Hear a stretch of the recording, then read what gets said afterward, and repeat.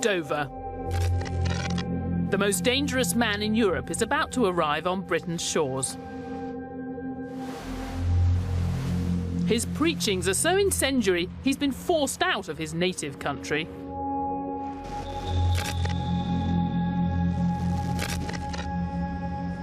Only liberal Britain will tolerate his presence on her soil. He heads to London to live in exile. The year is 1849. And the man is Karl Marx. Incredibly, this most dangerous of thinkers might offer the key to understanding the mess we're in today. Most people know Marx as the father of communism. You might be surprised to hear that most of what he wrote was about capitalism. And today, his ideas about that are being taken seriously right at the heart of global business. His analysis was pretty on the button and explains a lot, I think, about some of the things that we see going on around in our economy today. For Marx, the best argument against capitalism was that it was inherently unfair. His ideas on inequality have more resonance than ever today. What Marx did do is to install this sense of urgency. Things cannot go on forever the way they are. In this series, we'll explore the lives and revolutionary thinking of three extraordinary men. John Maynard Keynes, Friedrich Hayek, and Karl Marx. Their worlds were changing as never before. They saw that the fate of nations would hang on the power of money, and they had radically different ideas about how to control it. Today, the stakes could hardly be higher. Of all the great thinkers who analysed capitalism, Marx had the most radical advice of all: get rid of it.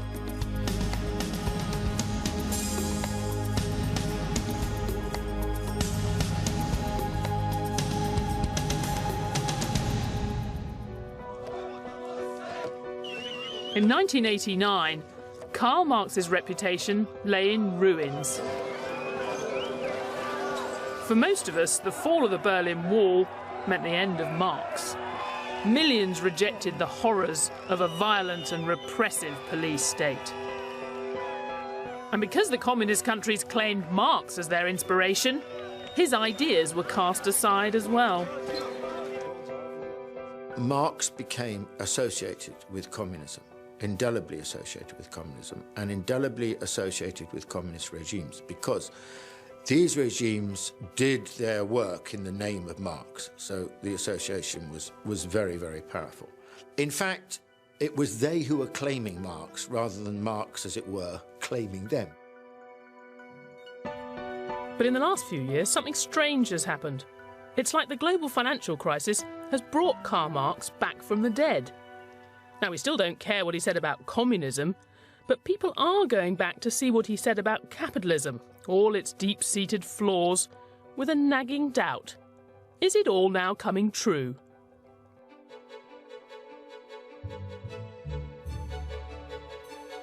When times were good, Marx was nowhere.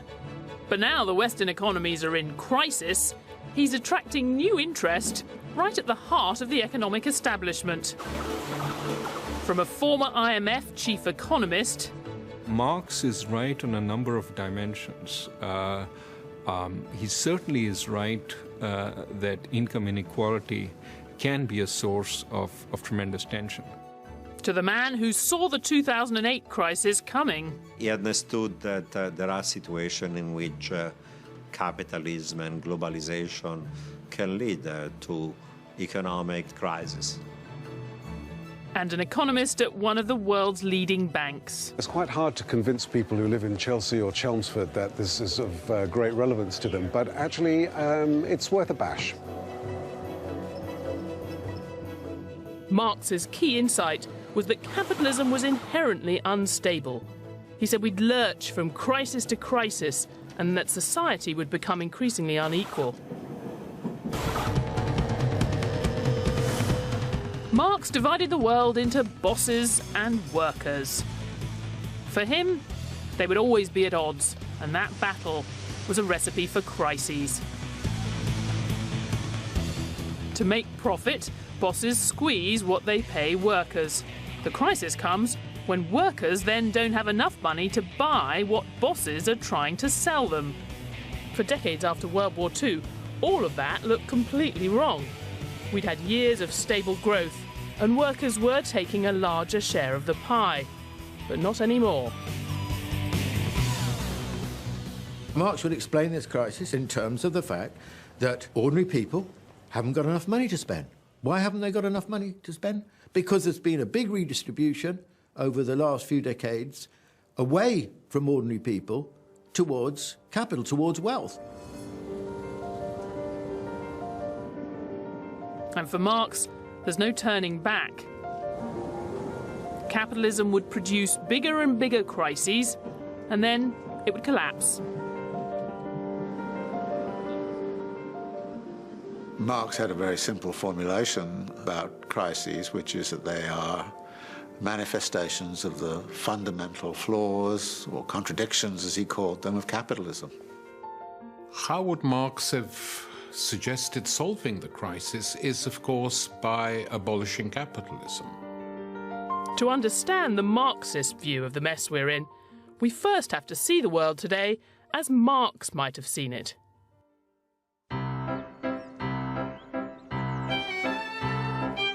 Capitalism's most implacable critic was born in the picture postcard town of Trier, in what is now southwest Germany. Marx comes across as a young man, as this sort of energetic, fiery, hairy figure. He was known as the wild boar, or the Moor, which sort of points to his sort of Levantine complex. He was full of ideas, he was full of debate. He liked big drinking sessions and then deep philosophical debate about the nature of Christ and German Romanticism and politics. As he studied, Marx came to believe the world was sharply divided into those who own the means of production, the capitalists, and those who own nothing, the workers. The conflict between these two groups, for Marx, shapes how society works. The foundations of Marx's thinking was materialism, that when you cut away religion, ideology, politics, at its root were the material relations between man, the need for food, the need to have a roof over your head. This is what ultimately drives so much of human interaction. What was unique in Marx, he didn't see economy just as a special sphere. He saw economy as the structuring principle of the entire social totality. And so that what happens in economy, the way it structures our ideologies and so on, this again is another lesson today, maybe even more pertinent than in the times of Marx. We might see a complex modern economy which all of us have a stake in, but Marxists would say the same old rules still apply. For them, the divided society Marx saw is still broadly here today. They see workers still slaving away, and capitalists, or bourgeoisie, still exploiting them, always striving to make more profit. In Marx's world, any capitalist that doesn't seek maximum profit is soon replaced by one who does. So the system follows a completely predictable course, he would say, to its own destruction. It's not an idea that many people accept. He was completely wrong, including the idea that capitalism was merely a phase and contained within it the seeds of its own destruction. That's not the case. Well, everything is bound to collapse if you wait long enough. I mean, the Earth's going to, be sucked into the sun someday. And of course, what we're really talking about when we talk about capitalism is individual liberty and property rights. Could those come to an end? Well, they have in places. It's possible, but I'm not seeing any signs of it. You'd be forgiven for thinking the total collapse of capitalism sounds a little implausible. How could seeking profit be so disastrous when it's done such amazing things? Just look at how we eat under capitalism. We get fresh fruit flown in from all over the world. We can choose from 700 types of breakfast cereal. We have enough of it, and it's all safe to eat. This incredible plenty and the technology it depends on didn't come from the state. It's what happens when you let capitalists compete for profit. They didn't do it for our benefit. They did it because it made them rich. So at first glance, Marx's idea that capitalism's search for profit would be its downfall sounds absurd. Profit may often sound venal, it may often sound wrong, but it is what pushes progress ahead. Profit is actually what drives the world forward, and that's what Marx could never quite handle. The profit motive is essential. I mean, after all, what is the profit motive? It's just a way of achieving a better society by people wanting to better their own individual lot. In terms of economics, Marxism is not very much used today, and that's because he was wrong on several of the fundamentals. And if you erect a building on cracked foundations, the building itself is cracked. When you think of how fundamentally the profit motive has shaped and enriched our world, it's no wonder Marx fell out of favour. But we shouldn't dismiss Dr. Marx quite yet. It's true, he talked quite a lot about class exploitation, misery, chaos, but he didn't think capitalism was all bad. Far from it. This cocktail bar in London's Soho hides a revolutionary past. It used to be the Red Lion pub, site of a clandestine meeting of communists in 1847 that would echo down the ages.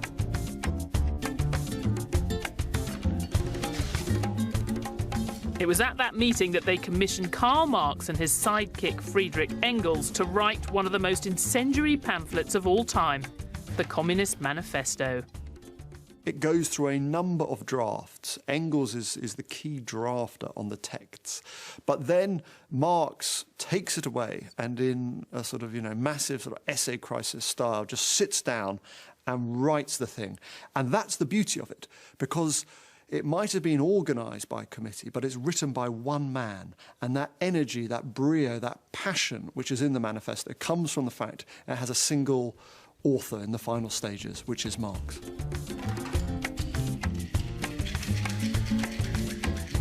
You may know it for its revolutionary calls for a new age. What might surprise you is that it also contains very perceptive and admiring writing about capitalism. I think what's surprising about a lot of Marx's writing is that you find in amongst the communism a lot of good analysis of capitalism, and actually you also find within it quite a lot of praise for capitalism. Marx's attitude towards capitalism is basically ambiguous. At the same time, he was honest here, Marx, ultra fascinated. He was fully aware that this is the most productive, dynamic system in the history of humanity, and so on. He praises it for its huge force, for, as far as he can see it, for progress, for tossing aside the traditions and the customs of the old world and making way for a new one. And I think it's quite interesting that the more intelligent modern Marxists feel much the same way. The truth is, Marx did understand that the drive for profit would achieve incredible things. It's been the first to show what man's activity can bring about. It has accomplished wonders far surpassing Egyptian pyramids, Roman aqueducts, and Gothic cathedrals.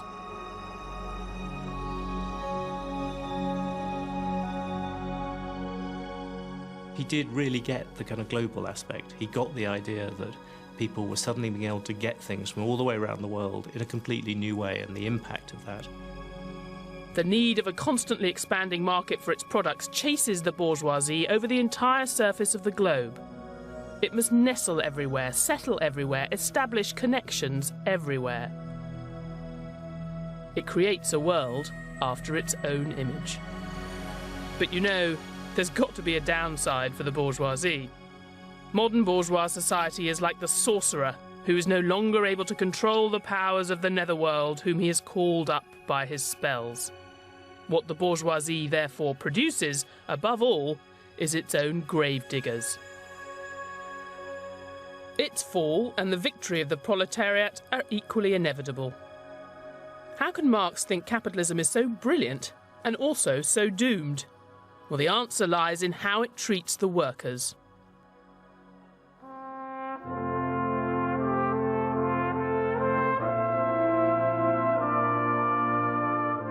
To understand Marx's analysis of crises, we have to first understand the capitalism that he knew. 19th century capitalists might have built wonders surpassing Egyptian pyramids, but they also forced their workers to endure terrible conditions and pay. It is difficult to overstate the horror of industrialisation in Europe. In 1829, Liverpool, for example, a life expectancy at birth was about 28 years. And that was the lowest age since the Black Death. So the impact of the Industrial Revolution on life chances, on life expectancy in the great cities of Europe, in Hamburg, in Berlin, in Manchester, in Liverpool, in Birmingham, in London, was absolutely terrifying. This was a revolutionary epoch of change, which for the working classes, which for the proletariat, in the 1820s and 1830s had devastating consequences for their standards of living. Marx is certainly revered amongst historians as the preeminent analyst of mid-19th century capitalism. No one before Marx, or possibly since, has really been able to get into that system of mid-19th century Western European capitalism based on a kind of urban manufacturing set of relationships. Whether that's relevant today is a very interesting question. The horrors of Victorian working conditions clearly shaped Marx's economics. In his time, minimum pay for proles meant maximum profits for bosses, and any bosses who did choose to pay more usually went bust.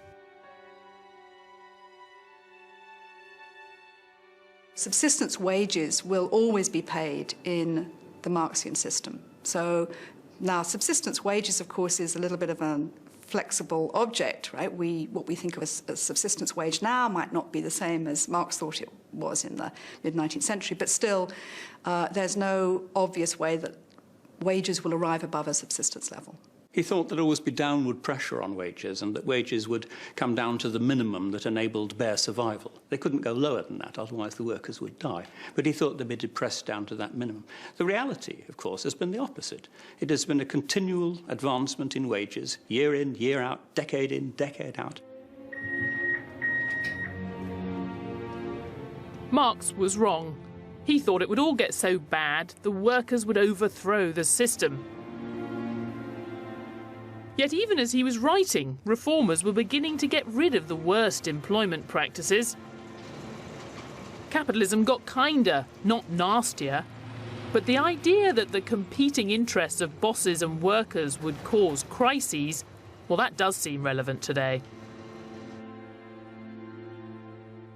Marx wrote that the ultimate cause of all real crises always remains the poverty and restricted consumption of the masses. Put simply, if workers aren't paid enough, they don't have enough money to spend in shops and the economy doesn't stay afloat. Some believe this idea is very useful in understanding the crisis we're living through today.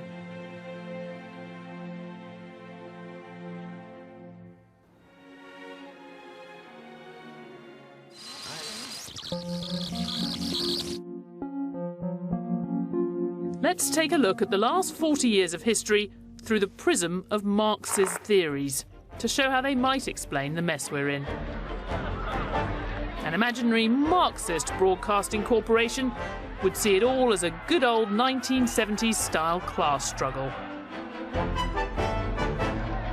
The fight is over wages. Capitalists want to pay less, the workers want to get more.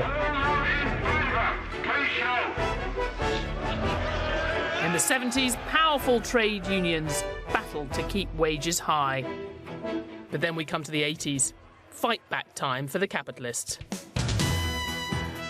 Here she is. Look, can you see her now? Look. Marx would have seen Margaret Thatcher and Ronald Reagan as acting purely in the interests of the capitalist bosses. It was their governments that helped business by getting rid of the obstacles that made it hard to cut wages. The violence and intimidation we have seen should never have happened. It is the work of extremists. It is the enemy within. If they do not report for work within 48 hours, they have forfeited their jobs and will be terminated. So for the Marxist Broadcasting Corporation, the capitalists won in the 1980s, and they kept on winning. The guaranteed high wages and job security that workers had enjoyed until the 70s had gone. And downward pressure on wages started to lay the seeds of the crisis we see today. It's an appealingly simple story, but how much truth is there in it? Well, we know the Marxist view of history is right about one thing, at least in Britain and America. Earnings at the very top have soared in the last few years, and everyone else has been squeezed. In Britain, real earnings have been flat or falling for the best part of 10 years, since before the crisis. In America, that's been happening since the 1970s. In the United States, a full-time male worker, median, income has stagnated for a third of a century. No increase. Household income today is the same as it was 15 years ago. All the increase of the income has gone to the top. The share of income in the United States that was going to the top 1% of the households 20 years ago was around 12%. Today, that share is closer to 23%.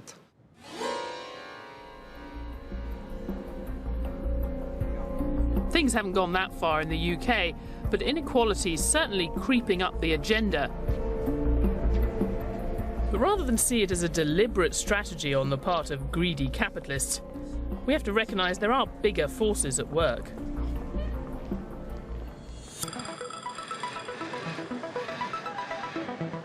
A lot of it's down to new technology.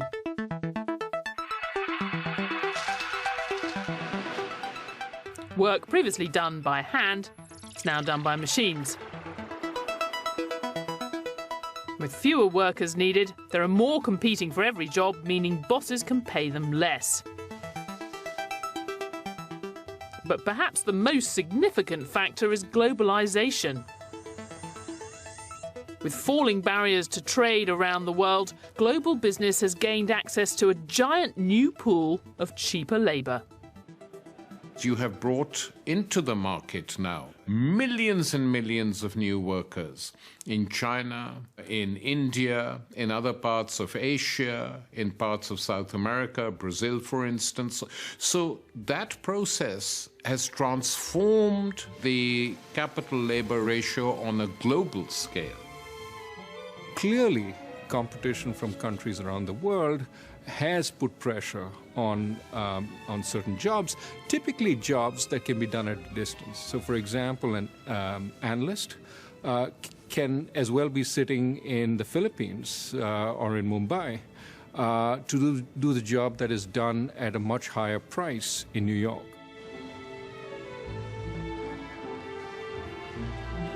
Many workers in the rich countries are now competing with an industrial reserve army running into the billions. I think in emerging market economies, there'll be an overwhelming vote in favour of what has happened because almost everyone is better off than they were and would have been. But that's less evident in the industrialised world, where many lower paid people have become even lower paid relative to those who've prospered. And that is a concern. It's an analysis that rings true even for the leader of the world's biggest economy.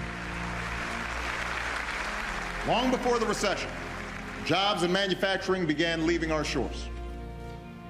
Technology made businesses more efficient, but also made some jobs obsolete.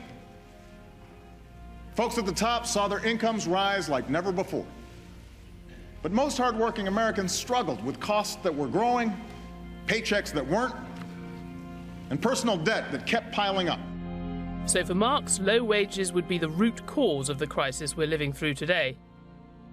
Even leaving aside the morality question of whether it's fair to have a highly unequal distribution of income and wealth, even purely in terms of economic efficiency, having that redistribution of income from labor and capital, from wages to profit, has a negative economic effect because it tends to reduce aggregate demand, because it reduces the income of those who tend to spend more.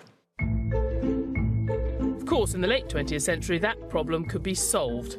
Temporarily, of course. Step forward, the credit card. You had more inequality, you had more concern amongst the public, and I think that put pressure to do something. Democracies work well with pressure, put pressure for the politicians to do something for the people being left behind. The right thing to do, in my view, would have been focused much more on education, on skill building. What happened was a more shorter-term solution, which was give them credit. With consumer credit, people can carry on spending even if they haven't got the money. The economy stays afloat, and the capitalists still make their profit. As we know, it went well beyond credit cards. What ultimately brought the crisis to a head was the billions borrowed on mortgages. People thought the value of their house would keep going up forever. Housing credit is beautiful because if your house price is increasing and you're borrowing against the increase in value of your house, you don't feel you're borrowing your way into debt. But, of course, you are. In America, it happened on a massive scale. There, as we know, the capitalists were getting richer and richer. They couldn't spend all of their extra money. Driven, as ever, by the desire to make more profit, they lent it out in riskier and riskier ways. The name given to this lending might well be familiar. Subprime. What we did is, as the incomes of most Americans were stagnating or even declining, we said, don't let it bother you. Keep spending as if your income was going up. And they did that very well. I mean, who would oppose it? The banks who are making money? The households who are getting their house? The politicians who have happy constituents? I mean, there is nobody who's going to be unhappy in this process until it collapses. Subprime is the end game, if you like, of the debt solution to the lack of a market. And it's the culmination of trying to evade crises which arise out of lack of effective demand in the market. And then what you do is you end up creating a credit crisis instead. So subprime is the end of that process. And we all know how it ended. In retrospect, it seems obvious. Lending to people who couldn't afford it wasn't a lasting solution to anything. It led to a housing bubble which burst, threatening some of the world's biggest banks. And thanks to our integrated world, what started in the United States spread and infected the entire system, causing a global recession.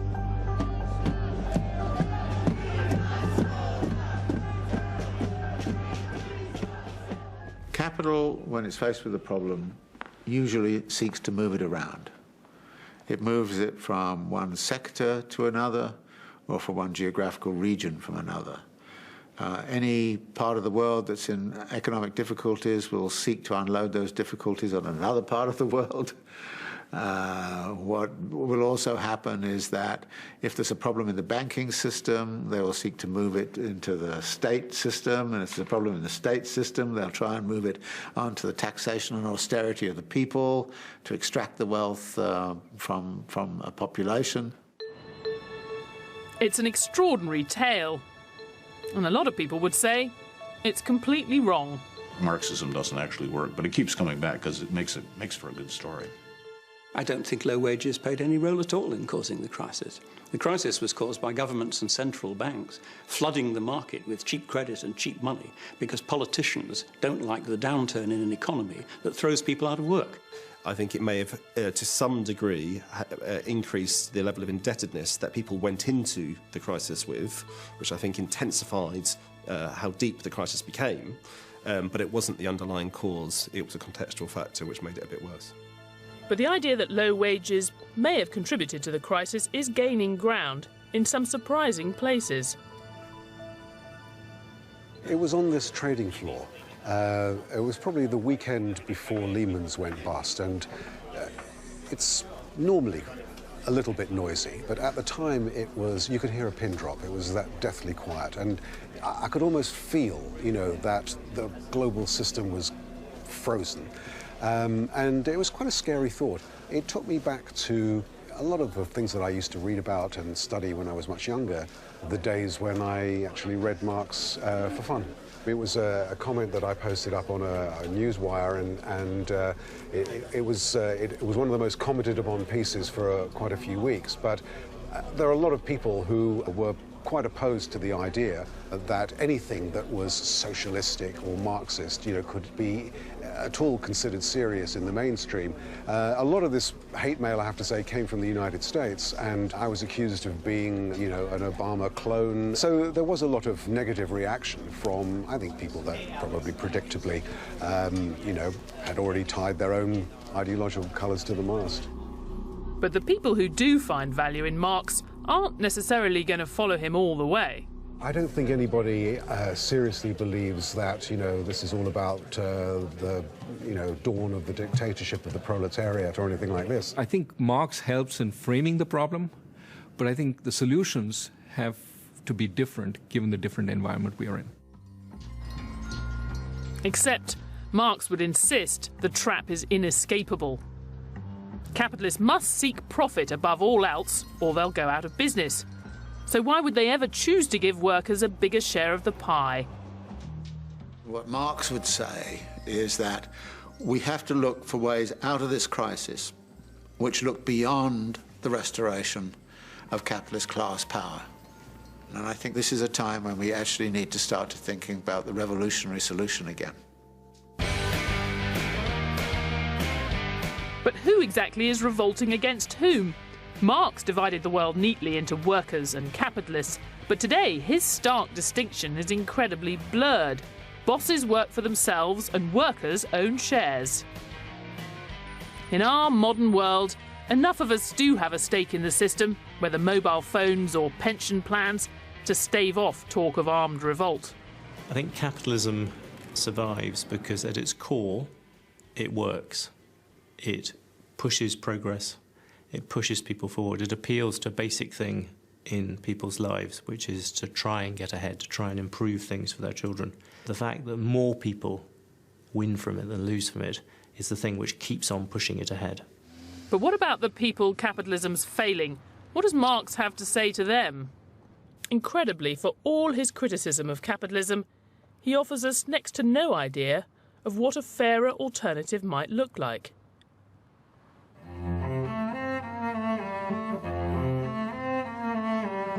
As Marx entered his final years, he seemed quite content with the way things were. He'd been poor for a lot of his life, but by 1856 he had enough money to move to London's suburbs. The young firebrand now looked like part of the establishment. He would spend his day walking around Hampstead Heath. He would spend his day in correspondence. He would spend his day, you know, reading the Times. He would worry about personal finances. He would worry about his daughters and the expense of their piano lessons. I mean, he lived a remarkably bourgeois life in many ways. Marx didn't want to rush revolution. To understand why, we need to understand his analysis of world history. He saw the great sweep of humanity's endeavours, from the caveman to the slave societies of Greece and Rome, to the feudalism of kings and castles. all of which was replaced in turn by our own capitalist system of bosses and workers. Incredibly unfair, but also incredibly productive. Marx said only when we'd got everything we could out of capitalism could we afford to have a revolution.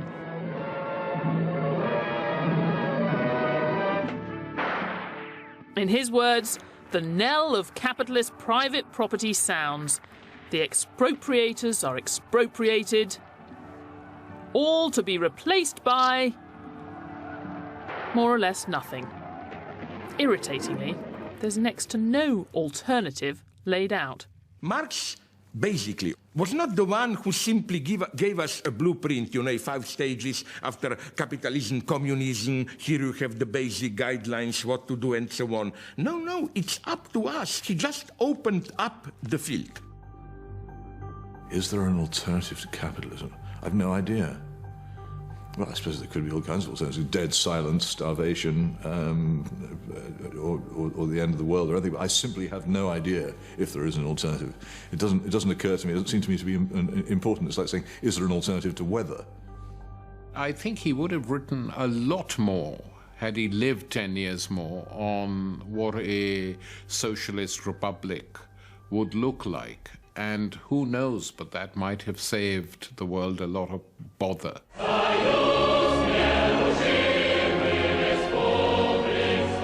Without his blueprint, we all know what happened next. There weren't any revolutions in the rich, developed countries, as Marx predicted. Instead, it happened in one of the world's poorest nations. Soviet Russia may have left Marx far behind, but it was an attempt to try something else, and many have drawn lessons from its failure. The truth is, at the moment, there are different forms of capitalism. Some have slightly more social democracy, some are closer to laissez-faire, and there's a continuum between them. But on the big argument about whether you really want to have a communist system or a capitalist one, that is pretty much won everywhere, I think. There are more humane versions of capitalism or more barbaric forms of capitalism. But I don't think there's a systemic alternative to capitalism. Will there ever be? Yes, I would think so. I mean, nothing is forever, absolutely nothing. And capitalism is not forever.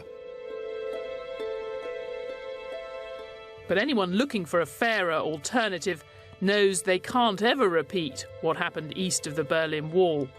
Dictatorship, political oppression, and millions of ruined lives.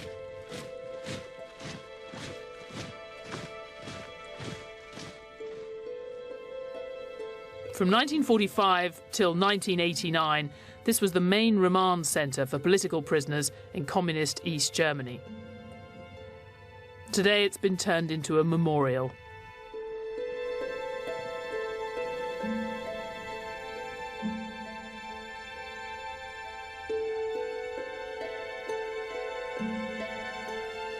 It's possible that places like this explain why even capitalism's toughest critics today seldom talk seriously about replacing it.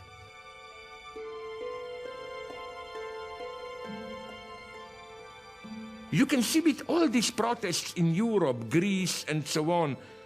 I was in Spain, in Greece, asking always the same question. Okay, what do you want? Apart from some purely moralistic answers, I didn't get any good concrete proposals. Answers like, money should serve people, not people serving money. My God, Hitler and everyone would have agreed with this, I'm sure. You would have thought that with this implosion of the banking system at the heart of the capitalism in the United States, as well as the United Kingdom and so on, there would be a huge rush to Marxism and extreme socialism. That hasn't really happened. It is quite surprising, and I'm very pleased. But if memories of this place do fade, could there ever be an alternative to capitalism? Or should what happened here be a lesson for all time. I think if you remove the free market, you're removing people's ability freely to trade with each other, to acquire the things they want and sacrifice for them the things that they value less. You're removing people's ability to enrich and improve their lives. It is a perfectly natural part of the human condition. Adam Smith said the effort of every person to improve their condition. He thought it was so basic. If you deny people the opportunity to do that, then you'll have to build some kind of compulsion into it. You have to make people behave in a way in which they would not spontaneously behave. If someone wants to seek an alternative to capitalism, then they're saying, by seeking that alternative, that capitalism is a system rather than a fact of life. And they're saying that, for instance, that human nature can be altered. Fundamentally, they're revealing themselves as a utopian. And the problem with utopia is that it can only ever be approached across a sea of blood, and you never arrive. This is my big mantra when we leftists are accused of utopians. Maybe, but the only real utopia is to think that with some cosmetic changes, things can go on indefinitely the way they are now.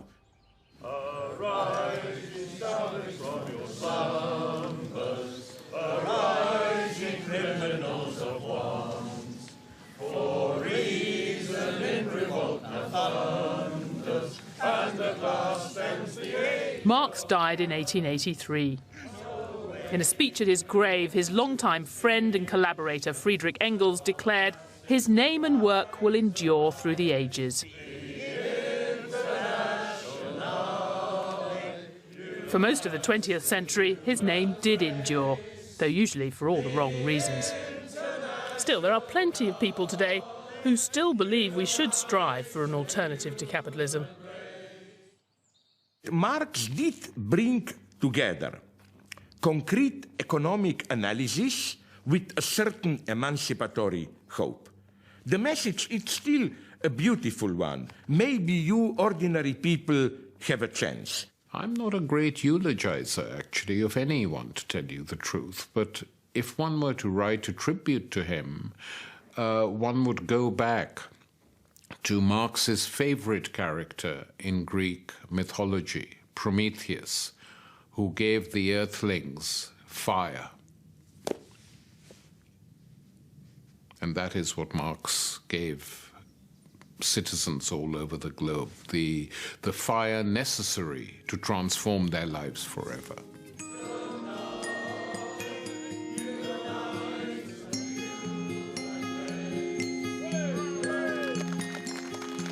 But what value does Marx have for those less inclined to revolution? Fundamentally, Marx reminds us, if capitalism doesn't work for everyone, it might not work at all.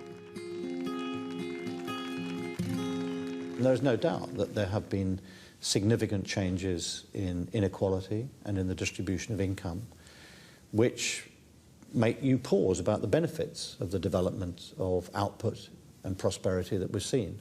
I don't think you can afford to believe that the benefits of a market economy and bringing prosperity will be there unless there is a collective commitment to keep the system going. And that does require people to believe that everyone will benefit in the end. I think some of the ugliness of capitalism that he saw in the 19th century seems to be reappearing in the 21st. And in a way, we have to keep our perspective on this. Health conditions are much better. Living standards are starting from a higher level. But it is still the case that things aren't the way they ought to be, and they're not moving in the way they should be. We have to find a way of creating jobs which are broad-based, which pay reasonable amounts, but at the same time, without sort of going against the basic laws of competition. Marx was right to see capitalism as inherently unstable and often unfair. Keynes and Hayek saw that too, but Marx was the first. And unlike them, he didn't think we should find a way to live with it. He said capitalism would bounce back from crises and reinvent itself, but in the end, a compelling alternative would appear, and capitalism would collapse. For all that rings true now in Marx, on that he seems to have been dead wrong.